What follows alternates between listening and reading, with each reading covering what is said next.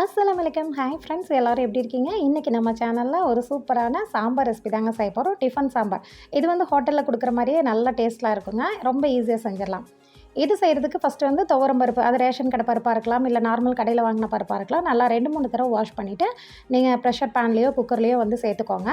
நல்லா அது மூழ்கிற அளவுக்கு, அதாவது 1க்கு 2-3 மடங்கு தண்ணி போல் சேர்த்துக்கோங்க. இது கூடவே ஒரு 1/4 டீஸ்பூன் போல் மஞ்சத்தூளுமே சேர்த்துக்கோங்க. கூடவே ஒரு 2 பல் போல் பூண்டு சேர்த்துக்கலாம். இது கூடவே வந்துட்டு ஒரு 1/4 டீஸ்பூன் போல் விளக்கெண்ணெய் சேர்த்துக்கோங்க. அப்போ தான் உங்களுக்கு பொங்கி வராமல் இருக்கும். இப்போ இது எல்லாத்தையும் சேர்த்திட்டு நல்லா ஒரு 4லேருந்து 5 விசில் போல் எடுத்து ஒரு ஓரமாக வச்சுக்கலாம். இப்போ விசில் வர்றதுக்குள்ளே நம்ம ஒரு மசாலா அரைச்சிட்டு வந்துக்கலாம்.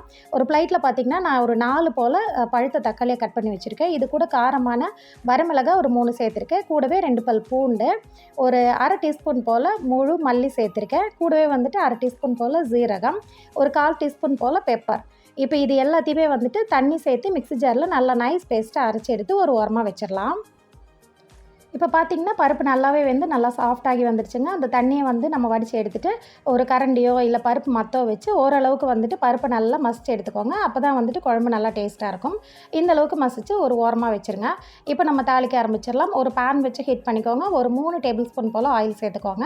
ஒரு 1/4 டீஸ்பூன் போல் கடுகு பொரிய விட்டுடலாம். கூடவே ஒரு 1/4 டீஸ்பூன் போல் ஜீரகமுமே பொரிய விட்டுடலாம். ரெண்டுமே வந்து பொரிஞ்சு வந்த உடனே 2 பெரிய சைஸ் வெங்காயத்தை வந்துட்டு, பெரிய வெங்காயம் தான் இது வந்து இந்த மாதிரி நீல வாக்கில் வந்து கட் பண்ணி வச்சுருக்கேன். கூடவே ஒரு கொத்து ஃப்ரெஷ்ஷான கருவேப்பிலை. இப்போ இது ரெண்டையுமே வந்து இந்த ஆயிலே சேர்த்துட்டு வந்து நம்ம லைட்டாக வதக்கி விட்டுறலாம். வெங்காயம் வந்து நல்லா கலர் சேஞ்ச் ஆகணும் அந்த மாதிரி அவசியம் இல்லை. ஓரளவுக்கு கண்ணாடி படம் வந்துட்டாலே போதுங்க. இப்போ பாருங்கள், இந்த அளவுக்கு வந்து வெங்காயம் வதங்கி வந்துடுச்சு. இந்த ஸ்டேஜில் நம்ம மசாலா தூள் சேர்த்துக்கலாம். மிளகாத்தூள் சேர்த்துக்கோங்க. ரொம்ப கம்மியாக சேர்த்துக்கோங்க. ஏன்னா ஆல்ரெடி நம்ம மிளகெல்லாம் சேர்த்து அரைச்சிருக்கோம். ஸோ நான் வந்து 1/4 டீஸ்பூன் போல் மட்டும்தாங்க சேர்த்துருக்கேன். கூடவே வந்து 1 டீஸ்பூன் போல் மல்லித்தூள் சேர்த்துருக்கேன். அப்படியே இந்த ரெசிபிக்கு தேவையான உப்பு நான் வந்து 1/2 டீஸ்பூன் போல் சேர்த்துருக்கேன். சேர்த்துட்டு ஒரு நிமிஷம் போல் அந்த மசாலாவோட பச்சை வாசனை போகிற வரைக்கும் ஒரு தடவை மிக்ஸ் பண்ணி விட்டுருங்க. நல்லா மிக்ஸ் பண்ணி விட்டுட்டு நம்ம வந்து அரைச்சி வச்சுருக்கோம் இல்லைங்களா மசாலா பேஸ்ட்டு, தக்காளி அண்டு மல்லி எல்லாம் சேர்த்து அதையுமே வந்து நம்ம உள்ளே சேர்த்திட்டு கொஞ்சமாக எக்ஸ்ட்ரா தண்ணி சேர்த்து ஒரு 2-3 நிமிஷத்துக்கு அந்த மல்லி அந்த தக்காளியோட பச்சை வாசனையெல்லாம் நல்லா போகிற வரைக்கும் நல்லாவே வந்து கொஞ்ச நேரத்துக்கு நல்லா கிளறி விட்டு மிக்ஸ் பண்ணி விட்டுக்கலாம். ஒரு 2-3 நிமிஷம் வதங்கினதுக்கப்புறம் ஒரு சின்ன சைஸ் அளவுக்கு புளி எடுத்து நான் வந்து நல்லா கரைச்சி தண்ணியை மட்டும் எடுத்து வச்சுருக்கேங்க. இதை வந்து உள்ளே சேர்த்துக்கலாம். சேர்த்துட்டு கொஞ்சம் எக்ஸ்ட்ரா தண்ணி சேர்த்துட்டு பெருங்காயத்தூள் ஒரு 1/4 டீஸ்பூன் போல் சேர்த்துட்டு வந்து நம்ம கொதிக்க விட்டுறலாம்.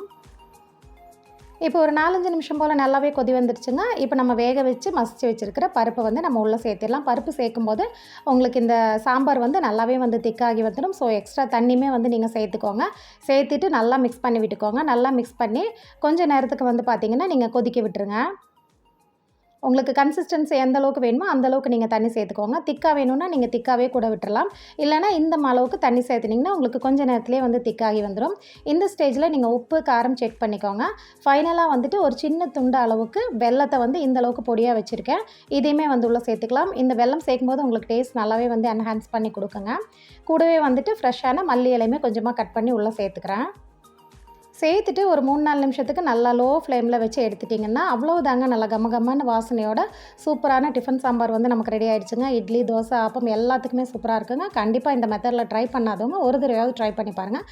இந்த ரெசிபி பிடிச்சிருந்தா கண்டிப்பாக ஒரு லைக் பண்ணுங்கள். அப்படியே இந்த மாதிரி ஈஸியான டேஸ்டியான ரெசிபிஸ்க்கு நம்ம சேனல் ஆகவல்ல சப்ஸ்கிரைப் பண்ணி ஃபாலோ பண்ணுங்கள். நெக்ஸ்ட் இதே மாதிரி ஒரு ரெசிபியோட எல்லாருமே மீட் பண்ணுறேன். தேங்க்ஸ் ஃபார் வாட்சிங். பாய்.